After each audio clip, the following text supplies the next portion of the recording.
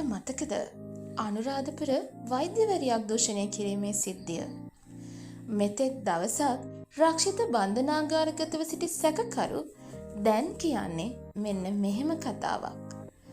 තමන් අනුරාධපුර ශික්ෂණ රෝහලේ වෛද්‍යවරියක් බලහත්කාරයෙන් අත්වර නොකළ බවත්, ඇයගේ කැමැත්තෙන් ලිංගික ඇසුරක් පැවැත්වුව බවත් අදාළ සිදුවීම සම්බන්ධයෙන් අත්අඩංගුවට ගත් සැකකරු අධිකරණය හමුවේ පැවසීය.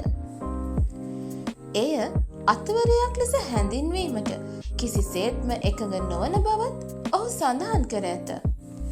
ගේට්ටුවේ සිට වෛද්‍යවරියගේ නේවාසිකාගාරය දක්වා කැමරා ඇත්නම් ඒවා පරීක්ෂා කර එම අවස්ථාවේ වෛද්‍යවරියගේ හැසිරීම නිරීක්ෂණයෙන් එය තහවුරු කරගත හැකි බවත්, වෛද්‍යවරිය තමාව වරදවකට පැටලීම පුදුමයක් බවත් ඔහු පවසා තිබේ.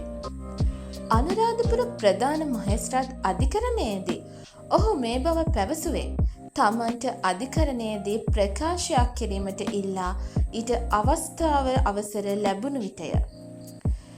ඒ අනුව මේ සම්බන්ධයෙන් විමර්ශනයක් පවත්වා අධිකරණයට වාර්තා කරන්නයි මහේස්ත්‍රාත්වරයා පොලිසියට නියග කළේය.